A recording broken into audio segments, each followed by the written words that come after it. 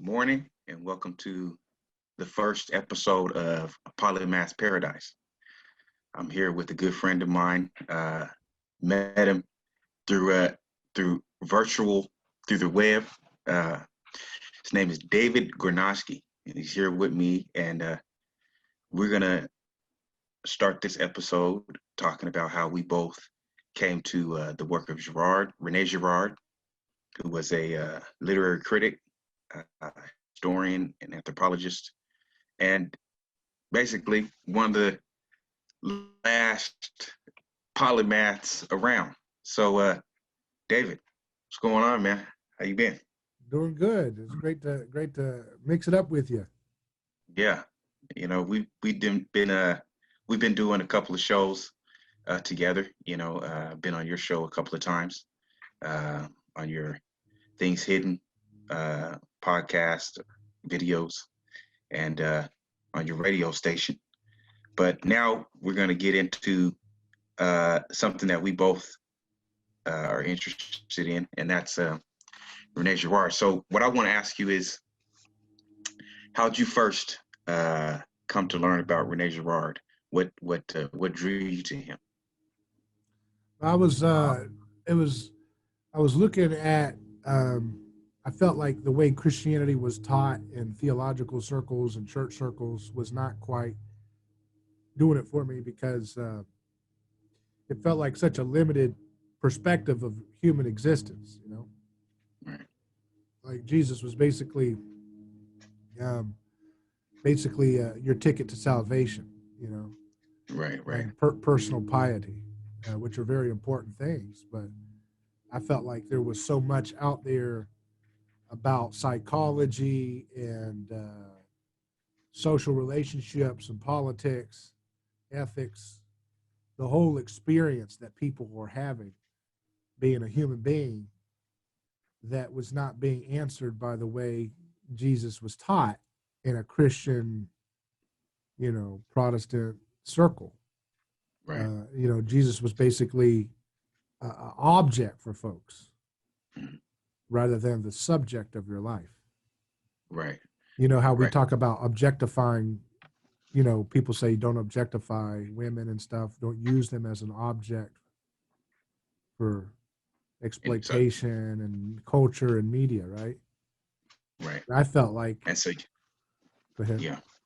So you felt like that's what was being done when it came to Jesus, or just Yeah, Christianity in general, or when Jesus had become an object for people to have a certain social status in comparison with others. right. So if you Right. think the right mental propositions, or do the right rituals, or go to the right church, in some Right. cases have the right ethnicity for some people, that have their religion associated with their ethnic origins, right? But there had to be some kind of like social status attainment that was part of your identity with Christianity, with Jesus specifically. So Jesus becomes an object that gets you a certain social status position as it relates to other people. That I'm Right. Roman Catholic because I'm this and I'm that, and I did this and I went to this. Or I'm a Reformed Calvinist because I can tell you about Bavinck's theology, or I can tell you about the intricacies of unconditional, or irresistible grace, or unlimited atonement, all these different things. It's like you can get into these Cartesian mental models all day long. Right. Even the ones that are not about heady stuff are still Cartesian in their frame about what it means to be Christian, because Right. they say, I think blank, therefore I am a Christian. That's right, Rene Descartes. I Right. think, therefore I am. I think you got to speak in tongues, and then you're really Right. saved. Or I think you have Yeah. to be believer's baptism, and then you're truly a saved person. I think you have to abstain from alcohol, and therefore you really are a Christian if I can see that you don't drink. So everybody has these little Cartesian mental models by which they think that they can obtain Jesus as an object that Yeah. they got for sure.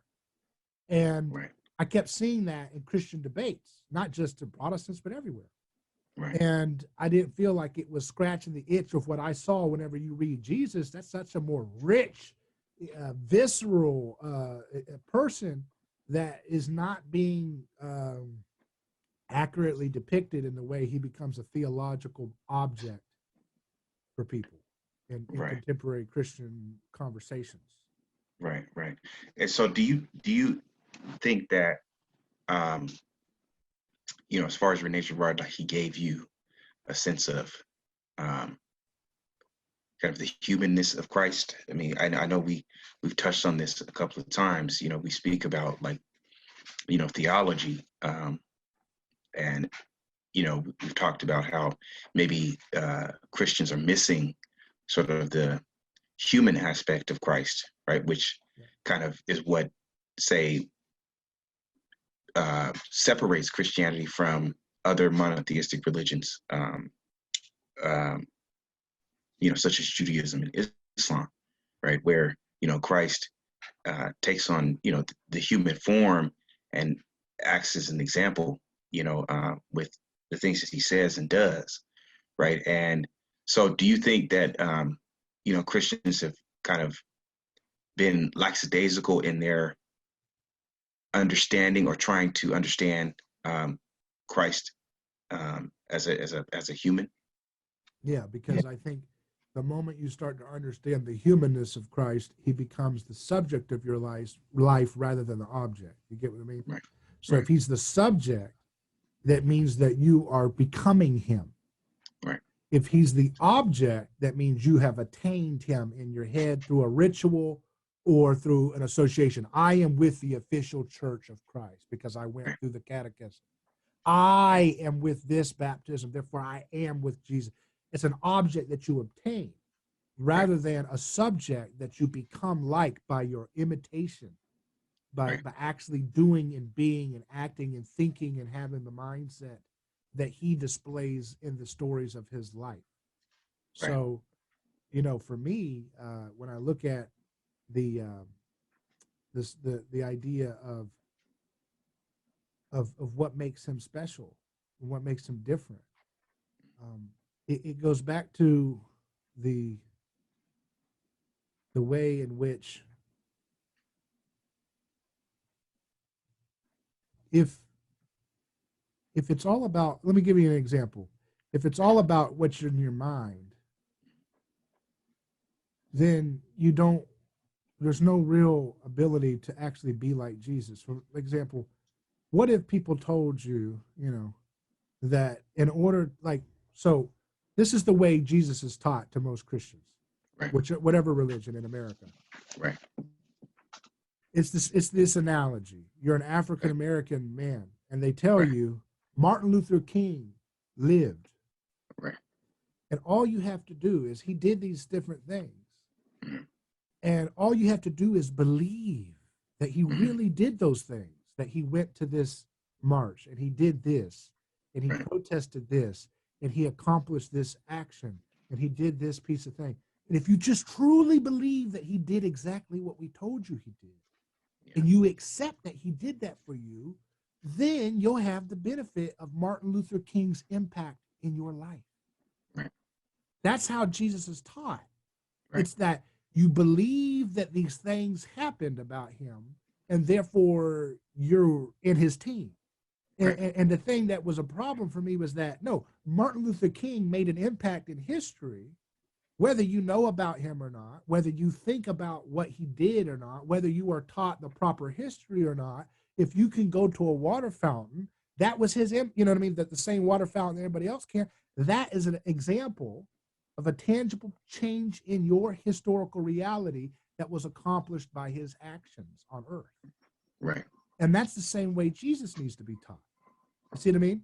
Yeah. Jesus is not something you believe. If you really believe in Santa, he'll come. No, it's more about, no, there is an objective reality that has happened in history that you're experiencing the impact of his life. And you are a part of his fishbowl of Jesus's impact in history, whether you think the proper thoughts about his life, whether you know all the facts about him, whether you accept the right interpretation of his life, regardless of what you think, he's not an object for you to attain. He is the subject of your life. He's the impact of, he is the fishbowl that your life is in. You're swimming in his fishbowl. You see what I mean? Right. There's right. there's an objective reality about Jesus's impact and what you're supposed to do in light of that. Does that make sense?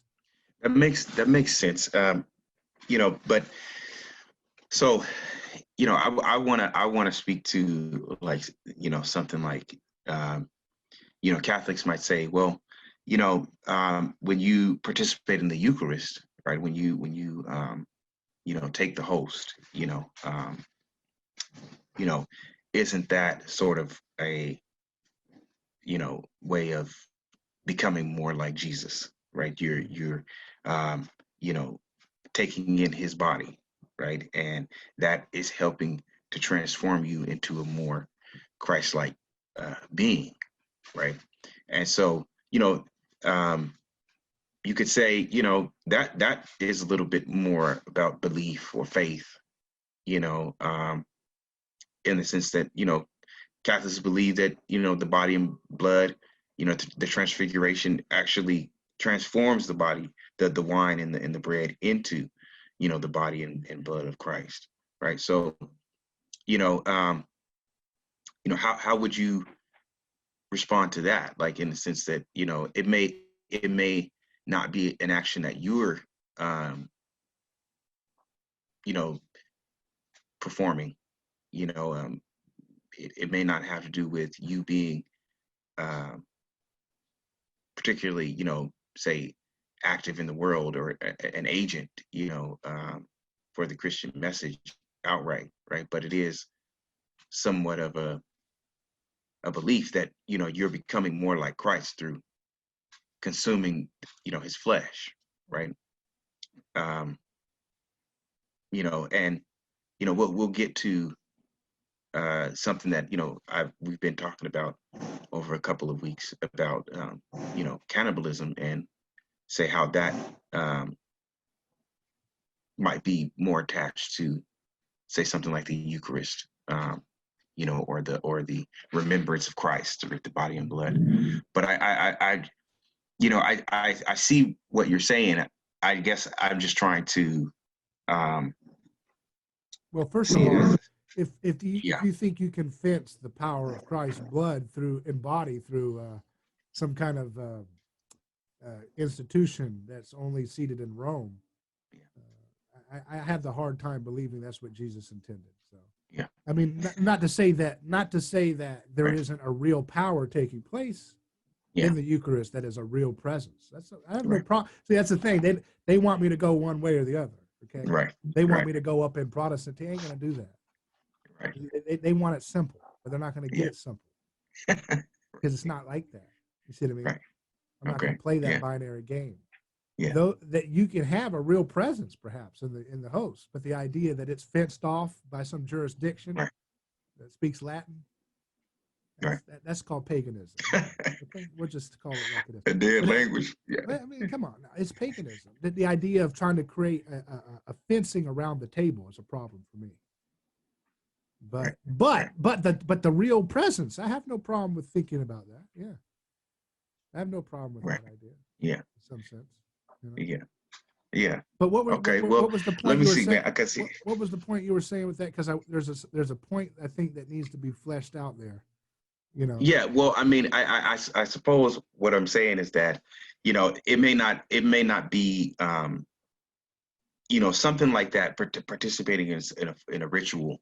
Yeah. Right. Or some type of, traditional, the communion, you know what I mean? That may not necessarily be, say, living out the Christian message in the world or something like that. Right. But it is,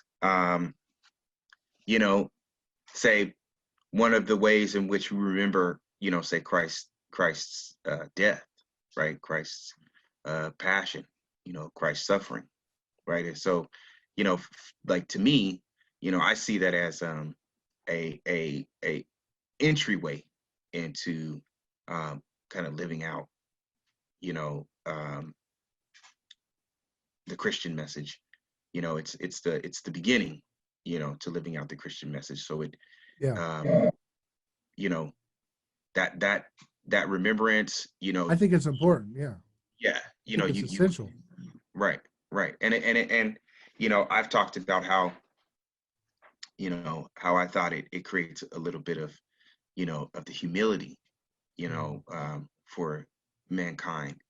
And this is where, we can kind of tie in, I think, the idea of, cannibalism, right? That, you know, Rene Girard speaks about, where, um, to me, what I take away from that is that, the flesh and blood of Christ, right, is hearkening back to something that is much more archaic, right? It's, hearkening back to kind of human, um, we call the vestiges of the sacred, or, acts of violence that we try to, um, you know, uh, reintroduce into the society when we engage in these ritualistic acts, right? Is that, we're remembering some sort of, some victim, right, that was, first slain, who quelled some kind of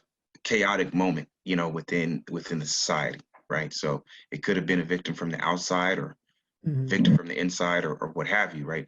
Yeah, It's just that, Christ is the first victim whose death actually gets, you know, remembered for what it is, right?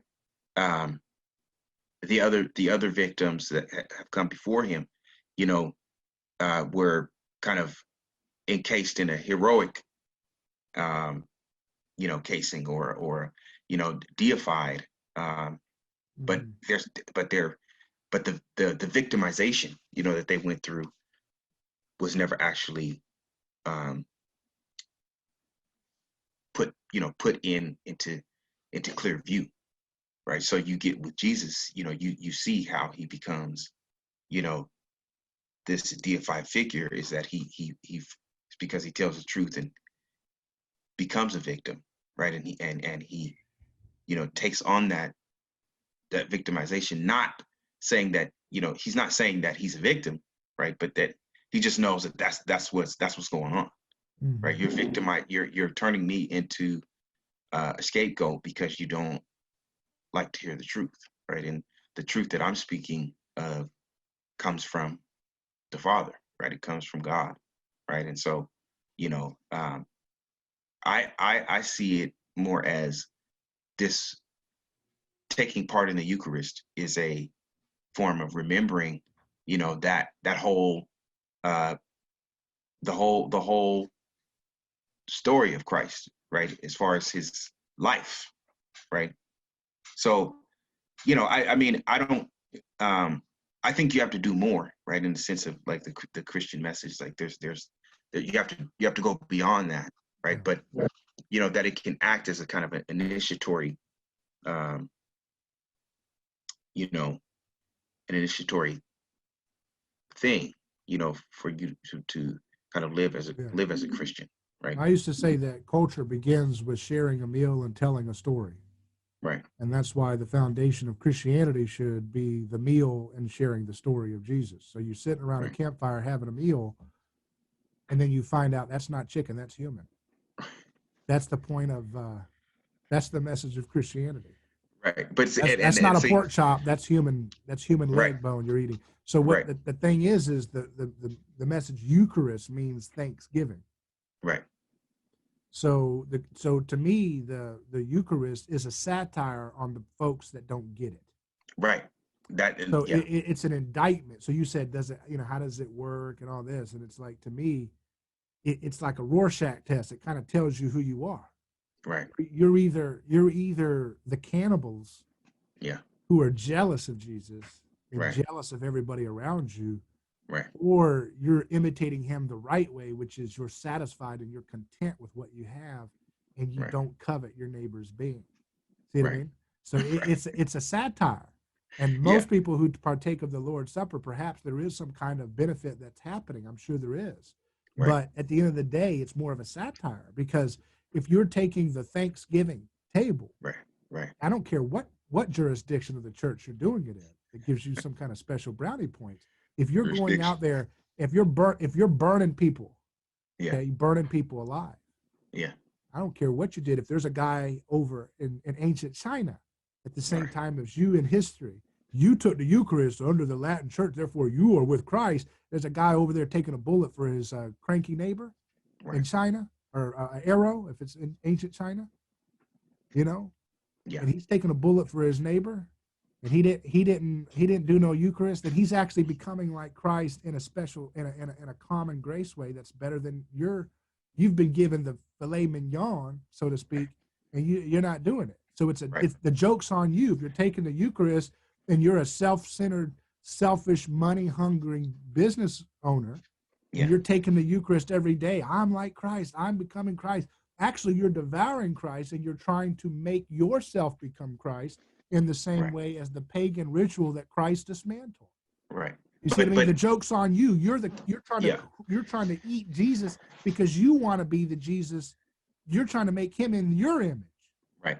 Rather than submitting to his image. But why is it that you think people don't see? Because I think this gets back to the whole thing of kind of the theological Jesus, or the spiritual, the divinity of Jesus versus the humanity. Yeah. Right. I think that people they can get down with the whole partaking in the communion or the Eucharist, right, is giving me the healing, right? Is giving me some kind of contact with the divine, right? But they don't see the anthropological or human aspect, in the sense that like to me, like I say, the human aspect is, when you talk about devouring the flesh and stuff like that to me should create a little bit of humility within you, right? To say, hey, man. Oftentimes, the Eucharist is the most prideful moment of the whole church, right? Because that's the moment where everybody has to look like they're the most pious. Oh, I'm reflecting. Right. Oh, look at me. That's what they all do. I don't know if you've ever been to church like that, but look at me. I have. Oh, I'm all in. Come on, man. You're keeping. You're like Miss Bucket. You're keeping up with the appearances. Right. Remember Bouquet? She said, "My name is Miss Bouquet." That was that BBC series. Right. Or the old car. It was a British show. Right. She tried to make it French. Right? She would say, "My name is Miss Bouquet," and they would all Miss Bucket. That's what you're trying to be like that. You're trying to be, look at me. I'm not looking. Ooh, look at me. My knees have been on the pew the whole time. Look at me. I'm strong. I'm sacrificing for Jesus. Don't you see? I'm still kneeling. Well, I'm thinking my back is tired. And I kneel, when I go to those kneeling churches, I kneel in a way where I can still have somewhat on the seat, so the pressure's not fully on the knees the whole time. Exactly, man. It's like, look, man, this is killing me. You know what I mean? I'm not. But see, it's not to be flippant about it, but there is a fakeness about the way people think about this. Because we're humans, right? And at least and be you honest. can always. I think it's more Christ-like to be honest that I'm slipping on. I'm not fully putting my weight on my knees. Then these people, look at me. I'm saying it for 10 hours. That's the same thing that Jesus confronted. That self. Yeah. Look at me praying so much, and he's like, if you got to pray in the closet. Ain't anybody gonna see that? Yeah, because I'm thinking, look, man, when I go and I attend mass or something like that, I'm always thinking about the moment after I get out of church. Like, oh man, I should have been focusing on the Eucharist, but man, my back was killing me, my legs, whatever, you know what I mean? And so I mean, I hear what you're saying, but I want to get back to this whole thing about cannibalism, because I want to. Well, let me explain. Okay. You explain what you think it is, and I'll explain. Did you have a specific question? Okay. No, because the thing is, it's like, we've talked about this, and it's like I kind of have, like, I think the way we think about it kind of converges at some point, but it kind of, like, we start out kind of on different well, see, to me, it's like we're looking at it from a mimetic theory standpoint. Again, go back to that word for Eucharist. It means thanks. Right. So there's two meals you can have for culture. Yeah. One is thanks, and the other one is covetousness, you know? Okay. Yeah. So if you have a meal of culture that was predicated on covetousness, Hmm. that's welcome to human culture, welcome Right. to everything we've ever seen. What Right. Jesus introduces is another culture that's called thanks, Right. and that's built on a gratefulness, gratitude. If you are grateful and you are content with what you have, you are at the starting point for becoming like God, Right. because you don't need anything else to complete you. Right. If you are So covetous, yeah. then you are Yeah. needy and you need to keep up with the Joneses. And Okay. therefore, you are going to devour the objects that your neighbor has. And Okay. what's ultimately going on is you want to devour the very being of your neighbor. Right. That's why it's That's where I think our points kind of converge, because I'm thinking about the covetousness when I think about cannibalism, in the sense that, like, to give examples, you might talk about like a tribe, right, or whatever, who, you know they consume this special person that, or who they're going to turn into a victim or scapegoat, right? It might be they were engaged in some kind of warfare, right? And that person has taken the head of another person or whatever, and then that warrior is going to consume the other warrior's flesh, right? And so as to trap that victim's spirit yeah. into himself, right? you know so is that kind of Well, what kind of covetousness? let's look at I uh I wrote an article about cannibalism a while back, and I pulled it Yeah. up for Yeah. today. And there's a quote by a recent cannibal. Let's see if I can find him here. Okay. Um, this guy was, let's see what his name is.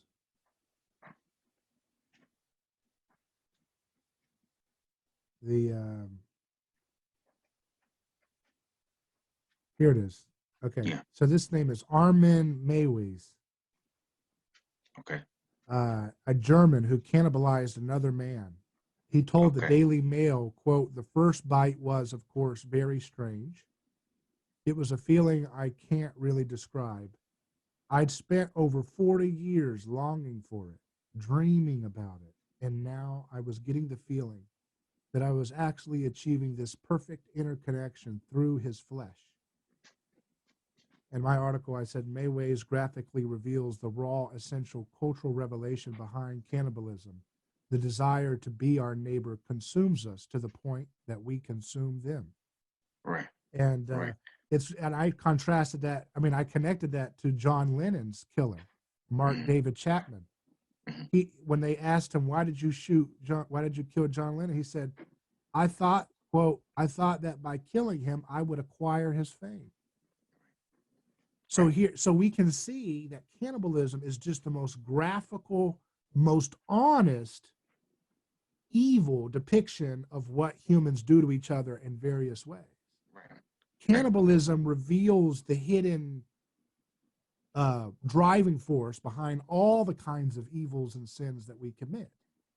John Right. Lennon's killer didn't eat John Lennon, but he is doing the same thing that this Yeah. guy who's psycho, who's Right. antisocial, Right. he's eating the guy. That Yeah. guy's the more honest. I mean, it's not that, it's more honest, transparent mechanism Right. of what's going on, It's because more archaic.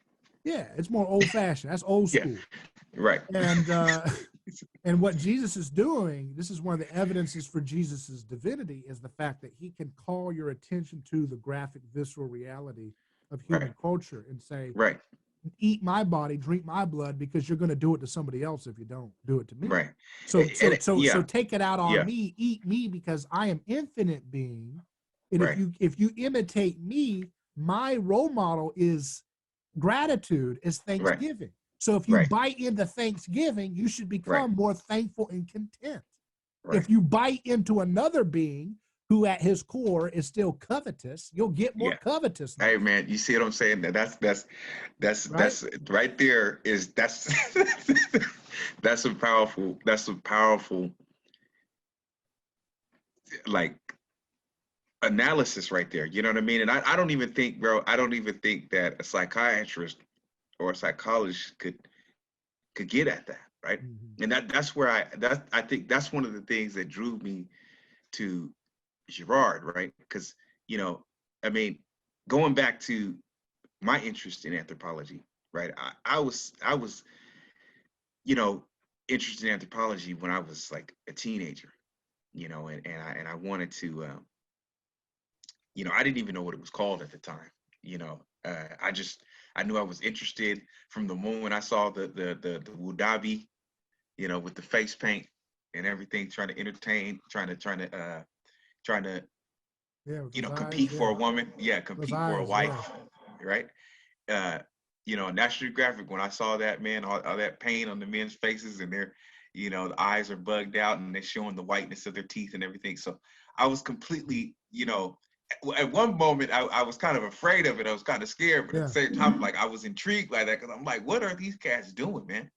You know, and so that just kind of led me down this kind of rabbit hole of like, okay, I got to get into, you know, whatever it is that this is, you know, how are people able to see these people and, you know, go and study these people and, you know, and then you saw the some of the native tribes in the Amazon and things like that, you know, or you would see like a, you know, some kind of shamaness or something like that, and you know, you get into that, and so a couple of years down the line, I got into high school and I was like, okay, you know, I want to know what this subject is called. And I had a teacher and she told me, you know, well, it's called anthropology, you know, and I'm like, well, you know, are you sure it's called anthropology or is it called sociology? Or you know, I wanted to make sure, like, whatever I'm going into college for, that's what I want to study, you know. Mm-hmm. And so she was like, well, yeah, it's called anthropology. I study social culture anthropology, right?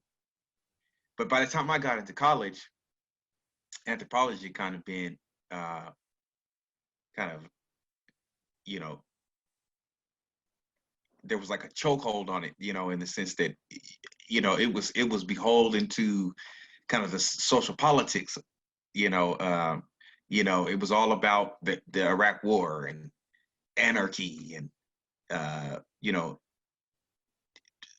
anything that was against you know, anything that was against Christianity or against, you know, you know, the values of the West, right? So as to, you know, they had this drive or this agenda to kind of like blow up Western culture.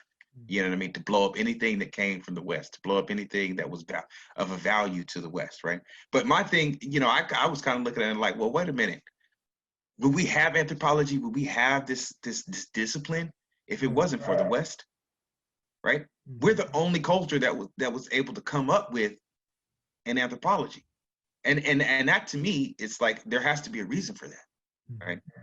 And I kind of think the reason is because we were brought into the light of Christianity. It helped us to see, you know, our humanity on some level, right? But then, you know, we turn against it, right? We turn against our values and against our traditions, right? For whatever reason, you know. But that is what I think kind of drew me towards Girard, because he was kind of going back to the older style of doing anthropology, looking at texts, you know, and you know, written sources, you know, sources that were already written, you know, say in the 19th and early 20th century, right?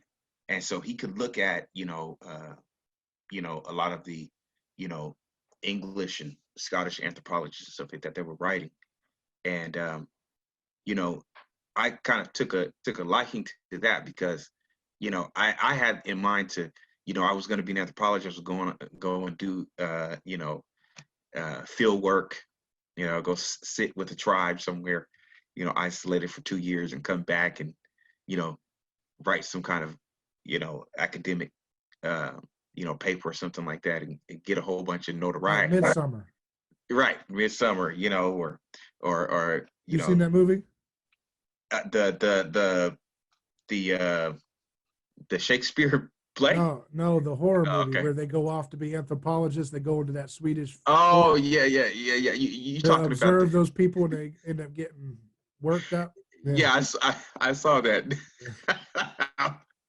So good I thing you didn't do uh, that. Good thing you yeah, didn't do no, that. no, I didn't do that. But I I also saw that there was a little bit of, say,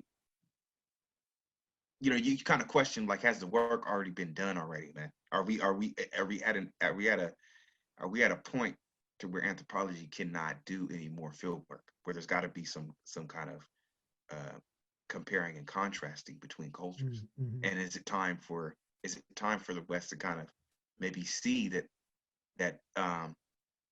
yes, there are similarities, but there are also some differences, and we need to be able to recognize those differences, and Differences and between what? well, differences between, like, is there a difference between the Christian message and, say, other forms of belief, Mm-hmm. right? um Well, you know it goes back to cannibalism. yeah, yeah. Well, I think that's the connecting point, right, in which Christianity kind of harkens back to, even pre-written history, right? It goes back to an anthropology, Mm-hmm. right? Uh these unrecorded moments in time, right, where you don't hear about, say, the Native American female or male that was slain for the sake of appeasing a god within another tribe, right? You don't hear about, the say, the Polynesian woman that was slain, and then, you know you know all the, say, roots and stuff start to grow because she was killed or something like that. You know what I mean? The harvest is ripe because of that death, right? Um, and so I think the academics play on that, right? The fact that you don't have that recorded history, they can kind of, you know, muddle the waters, so to speak, to make it seem like, well, Christianity is just another form of that, right? Christianity is just like that, right? It's no different. Um, but it's like, yeah, but Because in some sense, it's kind of strange. In some sense, the academic uh, attack against Christianity is it's a Christian gesture on one level, because it's almost like saying, you know, I'd rather, because if the Western academic person is in the body of what Jesus built, right? Then he's mhm, basically saying, sacrifice my body, Christianity, rather yeah, than me sacrifice your tribe or your religion over there. See what I mean? right, right, So in some sense, even though they go wrong, and even though there's other pridefulness built into their attitude, yeah, the Western academic perspective that always denigrates Christianity is a Christian gesture of self-sacrifice, of saying, there's nothing special about me. Because it's this idea that if I posture superiority or excellence, then I am in the position to continue the oppression and to continue ultimately cannibalism, to devour something, to consume the other. yeah, And I think we need to go back to how I think cannibalism works to me, and it works. I believe, this is just my take. It works on the one-to-one level in our desires for what our neighbor has, but then it culminates into this collective consumption, right? Which is the right, scapegoat, right? And what I mean by that is, if you see someone that has a car in a neighborhood or a zip code or just a family, everything just looks perfect, right? And then you want to right, have, well, I got to get that car, I right, got to get that degree, or I got to get that neighborhood, or I have to right, get that way of speaking, I have to get that fashion. right, At the end of the day, as the 10th commandment says, thou shalt not covet thy neighbor and anything else that belongs to the neighbor. The emphasis is on don't want to consume your neighbor's being. Right. But here's why we're attracted to the neighbor. We're attracted to the neighbor because the neighbor reveals something about being made in the image of God. And because God's image is so beautiful, when we see parts of it in the other, our neighbor, we feel that spark of the divine, and we demonize ourselves, whether we realize it or not. And we put the neighbor as if they're the God in our relationship. You see what I mean? Even those that we hate, we treat them like a God, like, Right. Oh, they get away with everything. They get to be bad and they get off scot-free, or they get to live wild and there's no consequences. I can't Right. stand them. They're such a loser. At the end of the day, they're still a God to you because you're putting them in a position as if they are operating on rules that they're operating outside of rules that you have to be bound by. Right. Right. So they're transgressing taboos and prohibitions. Yeah, and that's where my study goes into the politics. See, I came to Girard stuff through a political perspective because I understood that Jesus was talking about a kingdom. I understood the political dimension. I couldn't figure out exactly how to connect it because I knew that the liberty people like Ron Paul were doing good work, but I didn't quite agree with the origin story of libertarianism. I was like, this is something not right about it. But the outcomes of like no war and don't put your neighbor in a cage and collectivism is killing individuals. And I was like, this is Christianity. And I was hunting for an intellectual missing link to ground my intuitive understanding that the liberty message was not just an adjunct. It wasn't like an add-on to Christianity. It was the essential Christian way of dealing with our political squabbles and social conflict. But it had a non-Christian origin story that the liberty movement was telling itself. And so when I saw Girard, it was like, wow, that was the missing link that gave me the anthropology to understand why the state acts like this, why humans act like this, and how ultimately Jesus is the founder of the liberty movement, not Bastiat, not Ayn Rand, not any of those people, not philosophers like you talk about. It was like, you criticize philosophers. It wasn't any of that. It was Jesus, right? And it wasn't as if that's all Jesus was doing, was just founding a political way of looking at the world. But that is very much essential to what he was doing. He was talking about a kingdom coming. It was talking about how you're going to get along with your neighbor.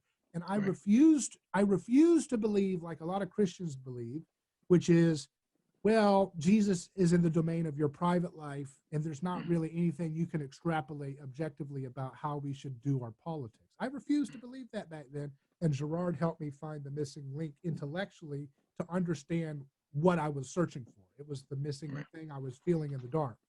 And then and I was a fan of mythology, and I liked Carl Jung's archetypal stuff about the patterns of myth, and that was always very intriguing to me, but I also felt like it was kind of lacking something because it ultimately usually left off with Jesus is the perfect myth. He's the fulcrum of the monomyth. And I was always like, well, that leaves a little bit to be desired, and it it didn't feel like it was a slam dunk for actually imitating Jesus literally, but when you read passages like do not resist evil with violence, right? And you realize he's not talking about self-defense there, because it's getting slapped. That's not like you're dying, when he says turn the other cheek. When someone backhands you, turn them the other cheek, so they have to slap you with their face, their hand, landing on the equal side. Backhand is humiliation, and face hand, open hand is equal. And so that was Jesus' way of proactively dismantling power systems of oppression in a nonviolent witness way, right? So he was mimetically stopping the reciprocal violence, but not cowering like this. When they slap you, don't go like this. That's what people think it means. It doesn't mean that. And it's also not talking about life or death. So it doesn't mean it's pacifism. If someone's coming in to kill your family, that doesn't mean turn the other cheek as they shoot every child. No, that's not what that means. That's stupid. That's a dumb. But that's how some of the so-called progressive Christians try to turn it into that. Oh, it's all about pacifism. Never lay a finger, and yet they call the police to get their neighbor arrested because they had an AR-15 in the house. Or they call the police because their neighbor wasn't wearing a mask while they were in the backyard cutting grass. And that's the glory. That is the glory of pacifism. Right. It's like, you're gonna phone out your violence. Right. You're gonna send people to get tased because they got a mask on in their backyard cutting grass. But you won't lay a finger if someone comes and takes on your family. Oh yeah, big tough guy. Right. Big pro, but big passive. Whatever that word is. Yeah. Passive aggressive. Yeah, passive aggressive. That's what it's all about. But that's the kind of arrogance of fake Christianity. It's like, because see, even in that pacifism, it is the protection of the state of the sacred. Right. Because all these progressive pacifists I meet, they always end up voting for Joe Biden and Hillary Clinton. These people who will end up perpetuating. They're literally hiring a person to perpetuate the murder of people of color by the thousands and millions. Yeah. And I think what's happening, Shannon, the reason why people are losing their mind in politics is because the scapegoat mechanism and the understanding of the cannibalism of this whole thing is all coming to fore. It's all coming to our conscience, and it's driving people insane. Right. They're losing their mind because here's the thing. What's so exciting. It's like, these people, they don't want to recognize what they're doing. Yeah. They don't want to face the reality of what they've been consuming their whole time. Right. They're drinking salt water to quench their thirst.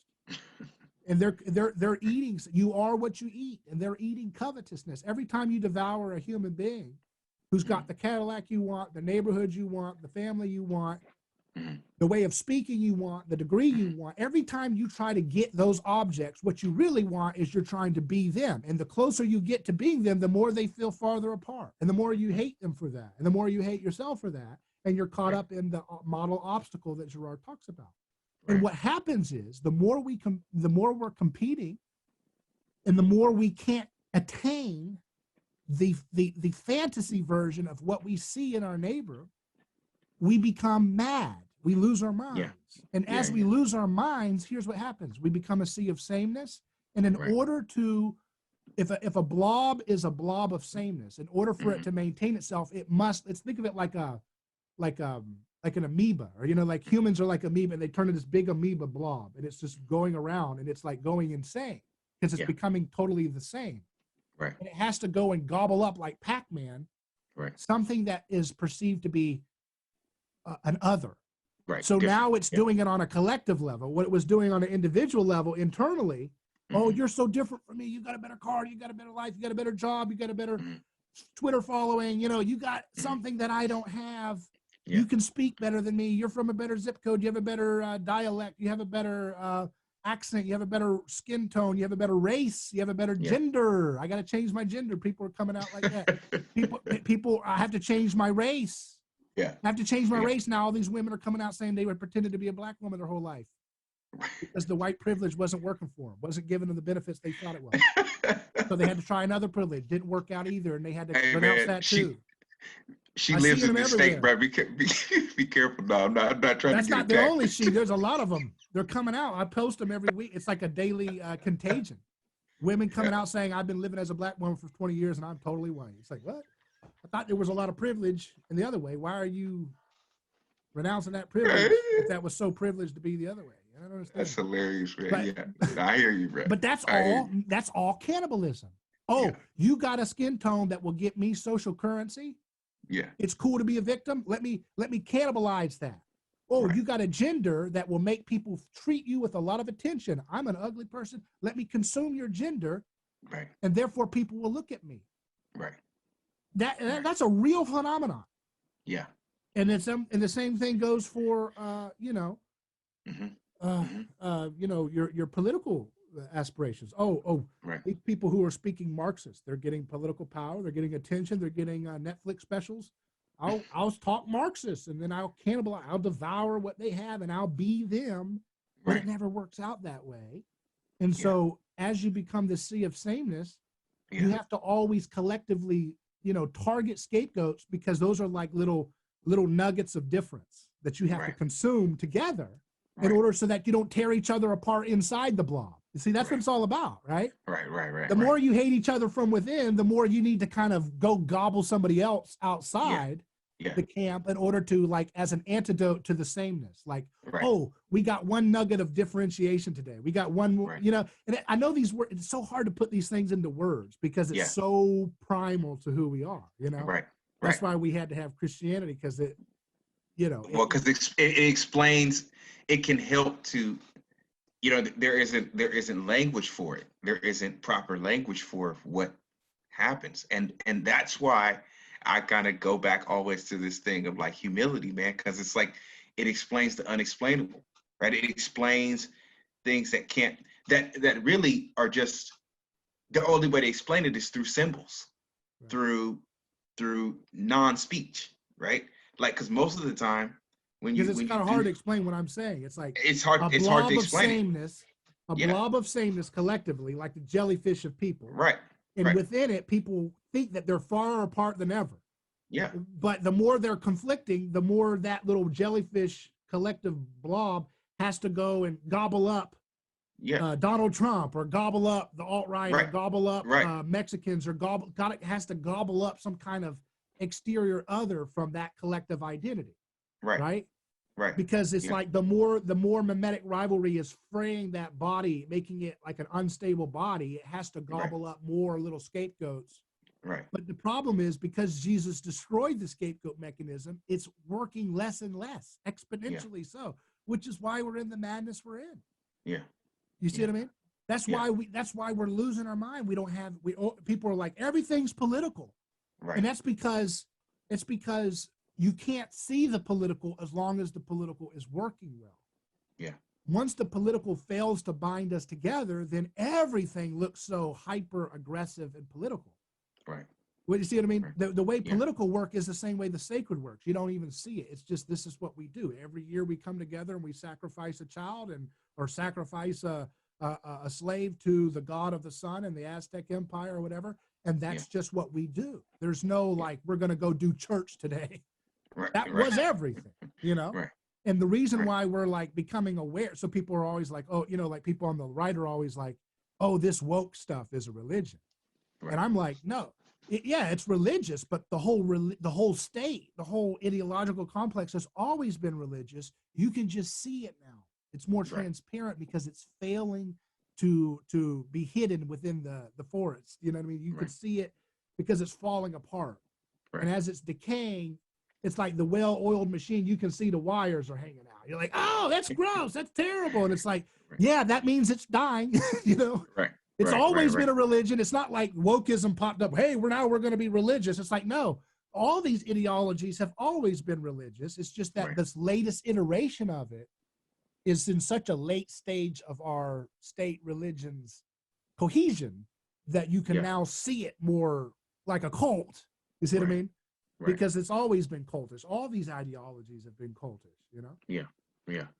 Well, I don't want to hold you up, bro, because I know you got bigger and better things to do. But I thank you for coming on, man.